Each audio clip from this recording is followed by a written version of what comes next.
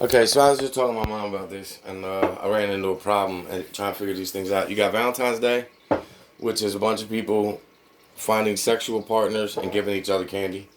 You got Christmas, which was about some big old white dude that lived in the country in the hills of Sweden or somewhere that made wooden shoes and slid around town dropping them off for kids with candy in them, and then secretly waved at them when no one was looking so they would know he was the guy that dropped off the wooden shoes and the candy. Then we got an Easter with some giant ass in costume role playing Easter bunny dude jumping around shitting candy eggs for kids with candy in them and treats. And you can go to any Easter bunny anywhere and run up to them and hug them, and they'll hug you back and rub on your little head and give you some candy, and your parents will let you play with them. Then you can play hide and seek in the tall grass. And I'm just confused. Does nobody else wants to see this understanding of what has been done over the years and what we still honor? Then we got Thanksgiving, which was a massacre, like Sunday Bloody Sunday style. And then we got fucking, what's the other one? I always forget the other holiday.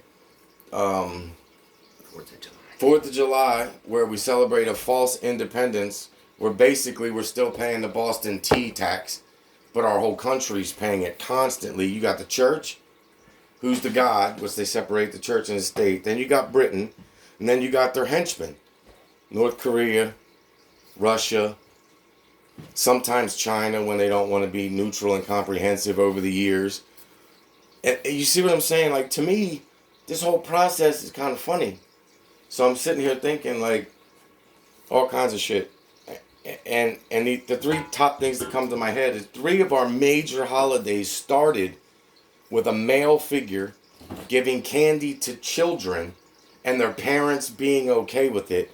And the other two major holidays are murder, massacres, and social financial exploitation.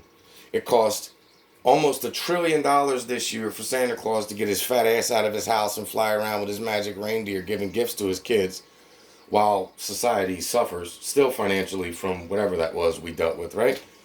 The lockdown, like a jail cell or a social position in lockdown. Anyway, or the masks and China's lockdown. You know what I'm saying? So this is really kind of fucking me up because I'm thinking logical as a motherfucker. Like a rational, comprehensive human logic, right? None of this shit fits in it. So I asked my mom, I'm like, yo, why as a young mother, this was 1979 when I was born.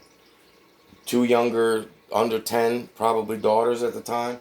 And parents just felt obligated to go along with this. Now, I don't understand. Like, I don't understand why the whole world of parents are like, yeah, go sit on that fat man's lap. And you see little kids screaming and they're like, oh, it's okay, my kid will get used to it. Like, do you really understand what this looks like? You ever sat at the mall and watch parents give their kids to a giant fat white dude with a beard that you don't know what he really looks like behind his costume and give them to him to take pictures with them sitting on his lap? If we did that, if I went to the park with a bunch of people, right? And I sat on the park bench and I put a big sign up that said, I'm a friend of Santa Claus's. Bring your kids over here and let them sit on my lap. What do you think would happen? Now, these Santas are all friends of Santa. They ain't the real Santa. He ain't fucking molecularly separate himself into a whole bunch of ignorant, stupid, fat, manipulative white people to get joy out of little kids riding on their legs, bro. It didn't happen that way.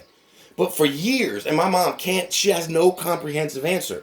And I'm not saying that she's wrong for it. What I'm saying is, I bet you if 100 of y'all parents out there from the same time of life where I was born in answer that question for me, I'd find all of y'all have no idea why you went along with it. Why do we shoot off fireworks and celebrate a separation from Britain when there's churches everywhere and we're paying debt tax all the time? Why do we let a giant Easter bunny jump around and give our kids candy because that was the time baby Jesus was born? You explain to me the bridge between baby, and I'm not talking about association of new life and birth and rapid redevelopment and rebirth. I'm talking about, please explain to me, giant Easter bunny with candy, eggs, that he sits down, and Easter bunny, not she Easter bunny. Only hens and female bunnies lay bunnies, eggs, right? It's a male Easter bunny running around giving kids female Easter eggs with candy in them. So I'm not really sure why anybody would tell me to stop talking about this. Nor am I sure why anybody in the world is okay with it. And you guys run out to the store chasing down these things to give to your kids. And then New Year's is coming, which is a tax holiday. So we know what that means. I just don't understand it. And Instagram still won't let me go live. They won't let me live. I don't know why. Why you trying to kill me, bro?